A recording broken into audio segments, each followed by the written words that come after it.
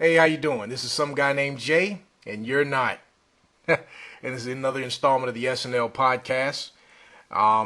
In this one, I'll be reviewing the Joseph Gordon-Levitt episode and the musical guest Mumford and Sons.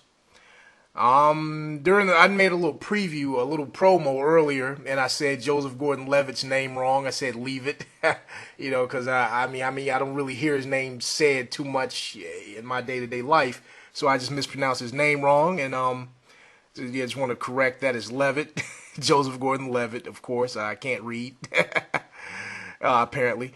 So let me just go on ahead and get into the review. First, I want to start off by saying that even though Kristen Wiig is one of my favorite when she was on, one of my favorites, at least for the first four seasons that she was in the cast, I'm just gonna say I'm glad that she's gone right now, because now it's a good feeling to see what the other females can do, especially Nasim and Vanessa. Vanessa really did her thing in the first episode. Really had a lot to do.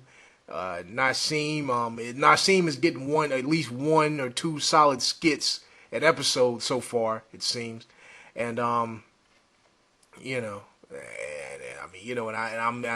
assuming, I'm thinking Aidy, Bryant, and Cecily Strong, they're gonna really do some big things now that Kristen Wiig is not around. The women can actually shine, and it's also well, I'm not even gonna say just the women. It's just good to see because Kristen Wiig, she pretty much was in every skit almost, and it's good to see Bill Hader and Taran Killam and guys like that get to do things, as opposed to just being Kristen Wiig's supporting role in a Kristen Wiig skit, But enough about that. Let me just get into it. The cold opening. Live with Kelly and Michael, that was great. Jay Pharaoh just keeps getting better and better. His impersonations, he's always good with his impersonations, but he's a little more comfortable on camera now. I'm seeing, because when he first was on the show, it just didn't seem like he was. He just didn't. When he wasn't doing an impersonation, he kind of seemed kind of awkward a little bit. But even now, it's like he seems pretty good in pretty much any role you put him in. Like Paul Britton, I'll talk about Paul Britton some other time. Anyway, let me just keep it going.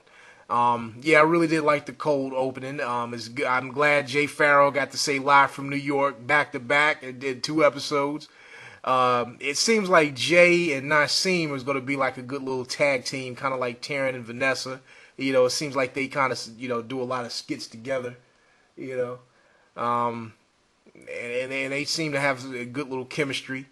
And I hope they do some more Kelly and Michael skit, well, at least another one, with a different guest.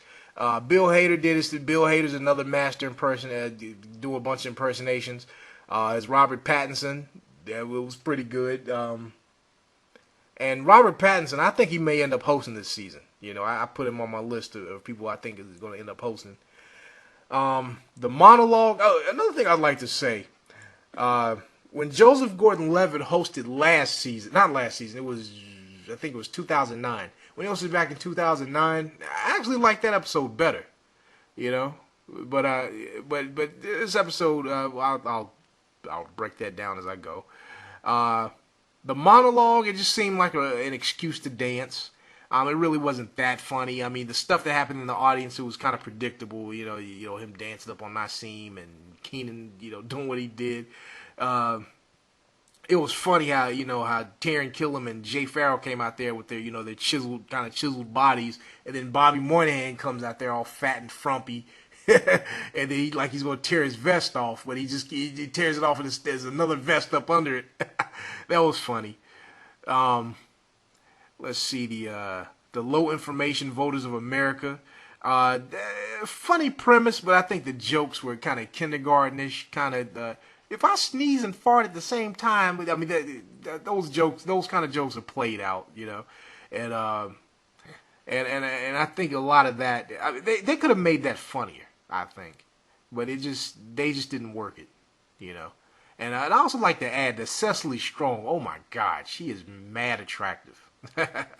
No wonder she got hired. Anyway, and she's talented too.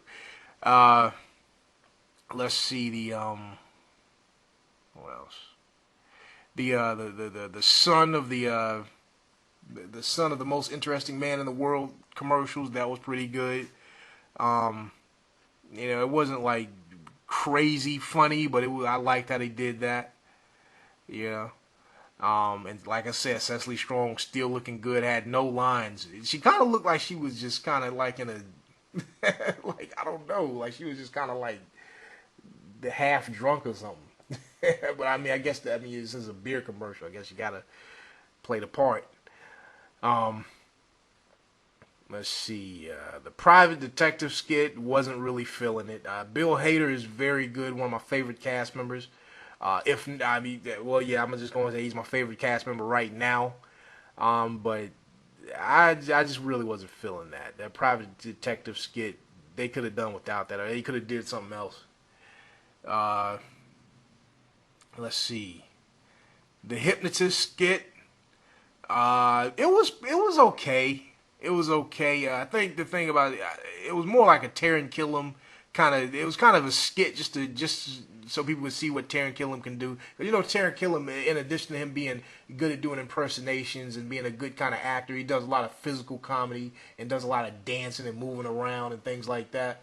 And I think this was just another skit for him to get up and just do different things, with his facial expressions. I think at first the skit was really good. It started out really good where Taran was kind of looking at the audience like, no, I'm not hypnotized. He didn't really hypnotize. He was kind of laughing and stuff. But then it kind of got played out real soon. It's good to see Aidy Bryant in another skit. Uh, you know,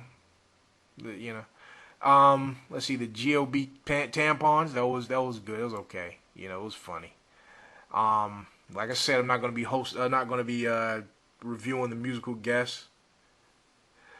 Weekend update. A lot of people in the message boards and the forums they said they were not feeling weekend update. But in my opinion, I felt that weekend update was it was the funniest part of this episode. I'm one of the funniest parts. Seth Meyers was on fire. If you weren't laughing at the jokes, maybe you just didn't get it, or maybe just I felt that Seth Meyers really did his thing. It was a big improvement from last episode. Kate McKinnon's and Romney, that was very good. I hope she gets to walk that out more and do that more.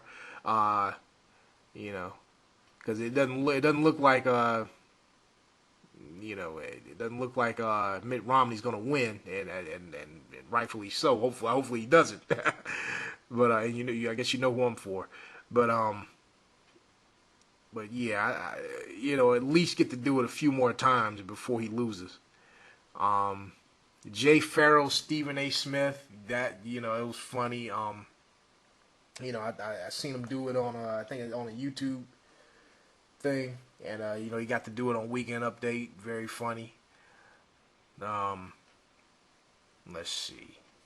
The singing guys, that's funny. They used to do that back in the day. I think Will Forte and Andy Samberg were the other two guys. Oh no, it'd be Will Forte and the host.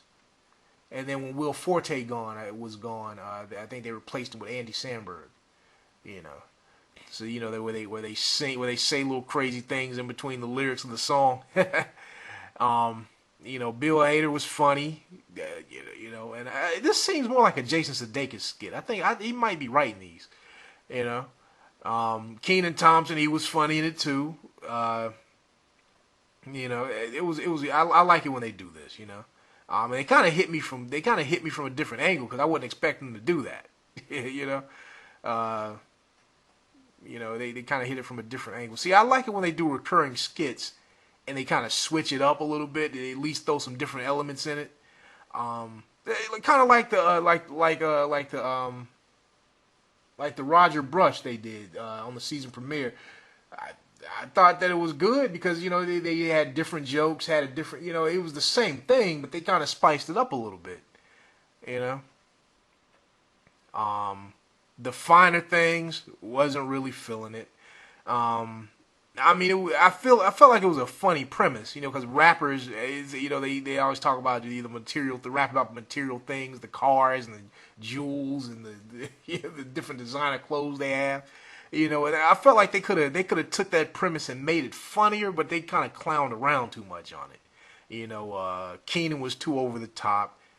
Pharaoh, they should have played their characters a little subtle. They instead of all this jumping around, yo homie, and all this stuff like that, they could have, I mean, that's my opinion on it. When they do it over the top, it's not funny. When they do it when they kind of actually, really, when they really actually, I don't know, they just did it too over the top, I think, and they could have added more jokes in there.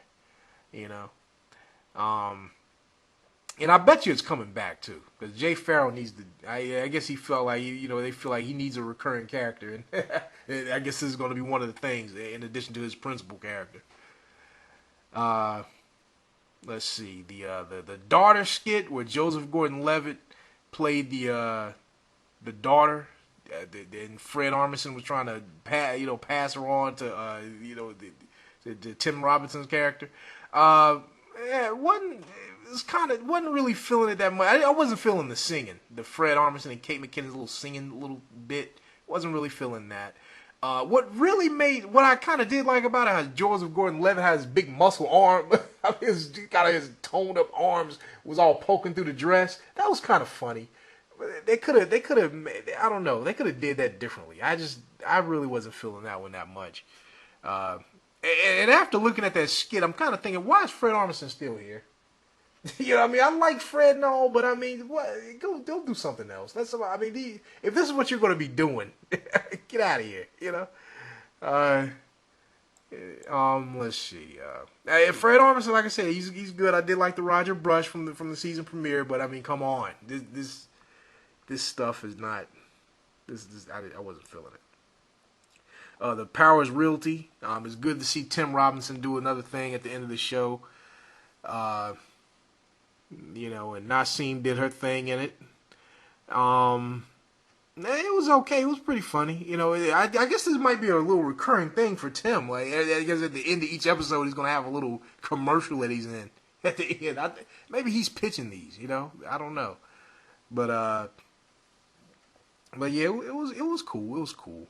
Overall, the bottom line I like to say about this episode is the first time Joseph Gordon-Levitt hosted, I really enjoyed it. It was his first time hosting. He seemed really good to be there. This time he's still a good host. Not saying that, but I just felt like they didn't. I think the host. I think Horatio Sanz said this one time. Said the hosts have to play a big part in what skits make it on the air too. Because it was sometimes a host would be like, I don't want to be in that one, or that one seems funny, and so sometimes I think that the hosts themselves, although they're great actors or maybe a great what's the thing? They may be a great actor or very talented in other areas. Sometimes they just don't have they don't really know what would be funny. I think.